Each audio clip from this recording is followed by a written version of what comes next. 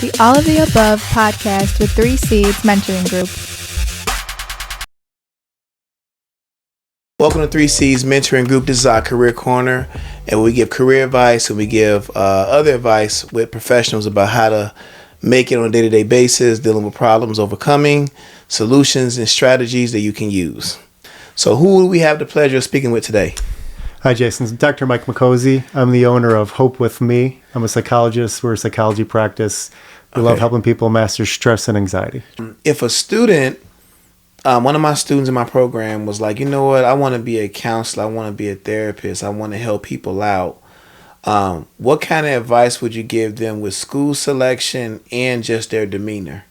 Yeah. Well, I mean, I think in terms of demeanor, I mean, it's a field that starts with listening, right? I mean, I guess that's one of the reasons why I'm grateful for this opportunity, because most of my time is spent listening. It's nice to be talking, right? Right. Now they can listen to you. Yeah. Roles, right? Yeah, I'm in the chair. I'm in the chair today. Right. So I sort of value that.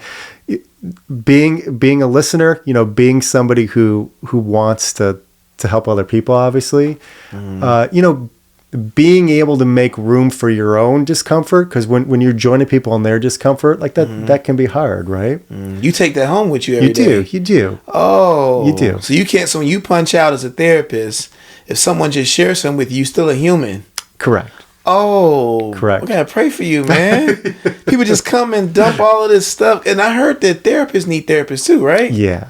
Oh, but finish what you were saying though. Go ahead. Yeah, I mean, I guess that's one thing I would say. Somebody's interested in doing therapy. I mean, I think it'd be important for them at some point in their life to go through therapy, right? Because we're asking people to be open and courageous and vulnerable. And I think to sort of truly appreciate what that experience is like, it's helpful to have gone through that yourself. Yeah. Right? Because it's not easy to open up to somebody, especially at first. You don't really know. Can you trust this person? So I think that would be important. In terms of schooling, does school matter? Like, is this school better or major program? I mean, I think so. Again, a person, you get your undergrad, and then there's a couple of what's your undergrad degree usually? Is it psychology? People always think that. Mine is economics, actually. Oh, yeah, really? Yeah. You went from economics. Wait a minute, so back up. Yeah. So what are your degrees? Okay. So I went to University of Illinois, and I got my bachelor's in economics, and then I actually went to law school for a semester. Yeah, here it is. And Look then, at this path. Yeah. Wow. And then about halfway through that first semester, out of nowhere, man, like intense anxiety, these intrusive thoughts, it just hammered me. With the law school. Yep. And I didn't, and it was just sort of this sense of like, whoa, like kind of losing control. What is happening? And so, my mom was a school psychologist, so I had a little bit of interest in psychology. I went to a psychologist who just wasn't any good, couldn't help me. Through that process, I was like, I want to do this to help people who are experiencing anxiety to kind of figure this out. Through that, I went to a really good psychologist, made such a difference. And so then I went to a graduate program to get my doctorate in clinical psychology. Wow. So they didn't require you to have a specific undergrad.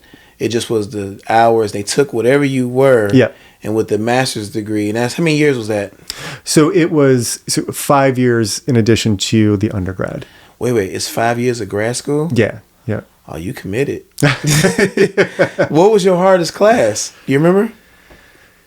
Oh gosh, hardest class. I don't even know if I would say it was a hardest class. It was more actually sort of doing the different training. So like we would do the like internships and things like that. So different offices. Okay. Yeah. So the 5th year you actually do it's like a residency in medical school. So and I did mine at the VA in Little Rock, Arkansas. It was a great experience, but it was just I mean these are veterans. Yeah. And they're telling you all their stuff. Yeah. Oh, yeah. Because like they have memories probably of the war and stuff, right? Yeah. And they still dealing with it. You got to advise them. Yeah. So when I hear about people wanting to be therapists, what are the things you have behind your name? It's like PCW and all that kind of stuff. What's yours? So mine is PsyD. PSY.D. which is so PSY.D, which is Doctorate of Clinical Psychology. So to be a psychologist, you either need a PSY.D, which is a Doctorate of Clinical Psychology, or a PhD, a Doctorate of Philosophy. And so that just, a PhD is a little more focused on research-based, and the PSY.D is more clinically based. Clinical. But then you can practice as a counselor or social worker. So you'll see things like LCSW, Licensed Clinical Social Worker, LCPC, a Licensed Clinical Professional Counselor. So like all of those different licenses allow you to practice. Come together.